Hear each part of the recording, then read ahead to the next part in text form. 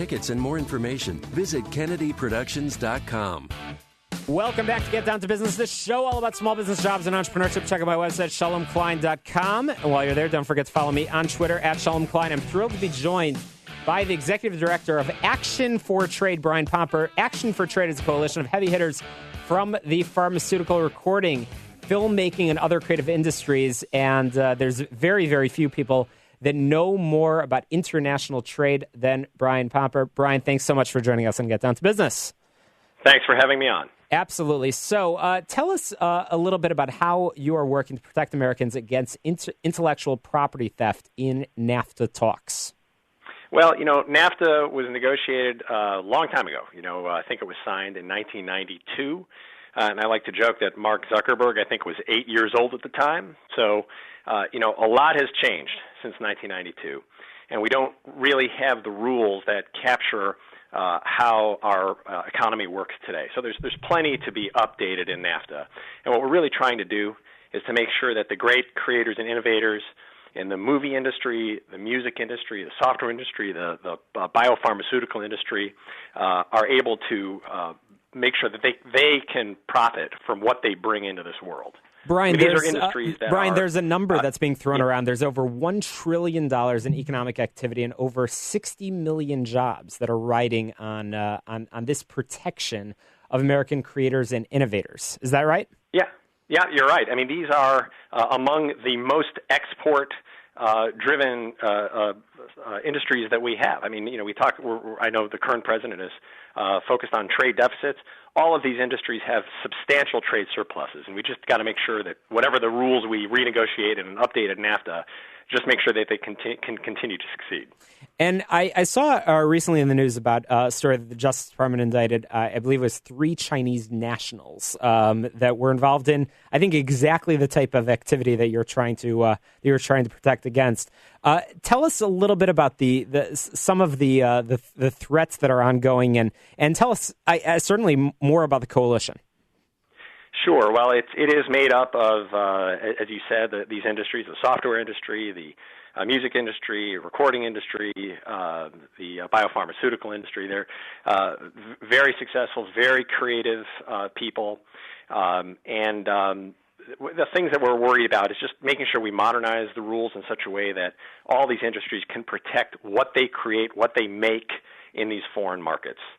There are some easy, I'd say, low-hanging fruit. In Mexico, it's not against the law to bring a camcorder into a movie theater and videotape it and then distribute it to all your friends. So you can imagine that's not great for the movie industry. There are limits on how American companies can invest in both Canada and Mexico and what percentage they can own, say, of a broadcast company. And we don't have those same restrictions here in the United States. So, and I would say this, I mean, I think almost 1/4 of global internet bandwidth is dedicated to copyright infringement. And we need to make sure that the rules that we negotiate allow America's creators and innovators to get the benefit of what they have created. So what are the ways that your coalition is proposing that intellectual property rules should be strengthened? What are the specifics?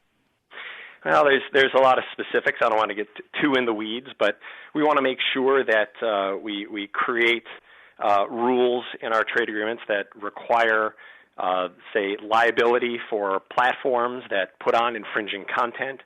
As a good example, Canada has something called a notice and notice system. So if you've got a platform that has a song that's not under license, you as the owner of that song, the copyright, you call up the platform and you'd say, hey, you're infringing. This has infringing content, and they would call the platform and they'd call up the person who put the content on and say, hey, this is infringing content, and the person who put it on would say, well, thank you, and there's no obligation for them to do anything. They can continue to keep it up there. We think that's not an appropriate way to make sure that that the content creators are able to protect their works and benefit from them. How different is the enforcement these days in the Trump administration? I know primarily you've been working, I guess, recently with the U.S. Trade Representative, and you recently penned a letter, which we'll be sure to send our listeners to. But how are things different in the enforcement in the Trump administration versus just over a year ago, I guess, from yesterday in the Obama administration? Yeah, well, I'd say I should say, by the way, I'm a Chicago area native, so it's wonderful to talk to you, Shalom. I grew up in Skokie. Oh, so. I'm a Skokie native. Fantastic. Yeah, I'm a Chicago area native, Chicagoland native. But I'd say, trade enforcement like this tends to be pretty bipartisan. So I think we are all pretty optimistic that the Trump administration will be as aggressive, if not more aggressive, than previous administrations have been. But trade enforcement is pretty much the motherhood and apple pie of trade policy. Everybody wants to make sure that when other countries agree to rules, that they live up to their agreement and fulfill their commitments. That's right, and that's very important. So you are certainly keeping your eye on the ball in terms of watching the stories that are out there, highlighting them, and raising the profile of the stories, but also highlighting specific ways that the administration hopefully can strengthen those rules. So a lot of this is high in the sky, I guess, for a lot of entrepreneurs that are out there just focused on their small business. It sounds like again you spotlighted the industries that are involved, pharmaceutical, a lot of big businesses, I'm sure, that pay attention. Brian, make the case of why a small business owner should be passionate about this and might want to sign on and learn more about the coalition as well. Sure. Well, actually, it's I'm glad you mentioned that, because all those big industries, you're right. They're I'm talking about big studios and the big recording artists and the big biopharmaceutical companies or software companies. All of them are fed by a vast array of small businesses. In fact, the Motion Picture Association in particular, I know they've got something like 2 million jobs, but a lot of them are small businesses of 10 people or less.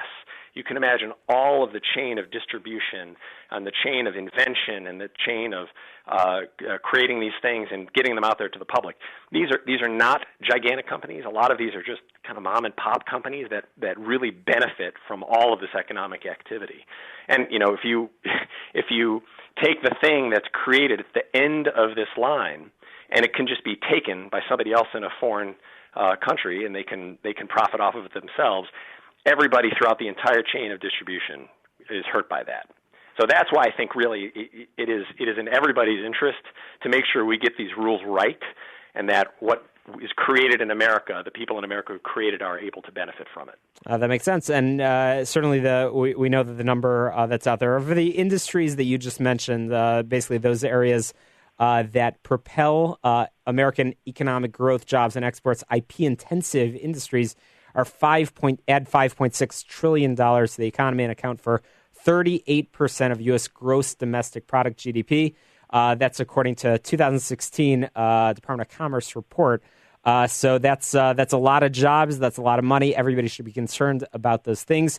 Right now, certainly the Trump administration, and I think that the world is very focused on NAFTA, and it sounds promising that the direction they'll be going in is a renegotiation as opposed to just sort of pulling the plug. So certainly, as we go through those renegotiations, it's an opportunity to tighten those rules and make sure that we're focused on the things that protecting the American taxpayer, protecting small business owners. So Brian Pomper, again, Executive Director of Action for Trade. Appreciate you joining us on the air. How can our listeners learn more and figure out how they can get involved? Well, I appreciate you asking that. If you can go to actionfortrade.org, you can see a lot of the stuff that we've been doing, that we continue to do, the messages that they're putting out. And I would say if they would like, they can contact their member of Congress, their senators, and tell them, make sure that any renegotiated NAFTA contains strong provisions to protect America's creators and innovators. That's great. Action for Trade. And final question is: is this a partisan issue? Has alignment staked out? Democrats are one way, Republicans are the other way. No, actually, it's interesting. I think oftentimes in trade policy, a lot of these agreements tend to get passed into law with mostly Republican votes and then a handful of moderate Democrats.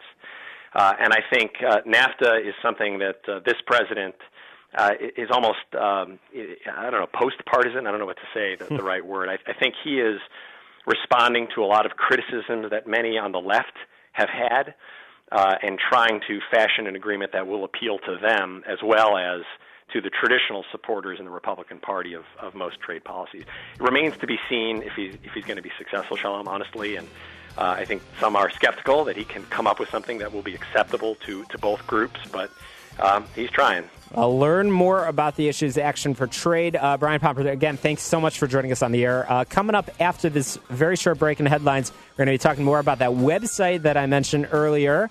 The team that creates some great websites will be joining me here in studio after this short break. You're listening to Get Down to Business. On Tuesday, January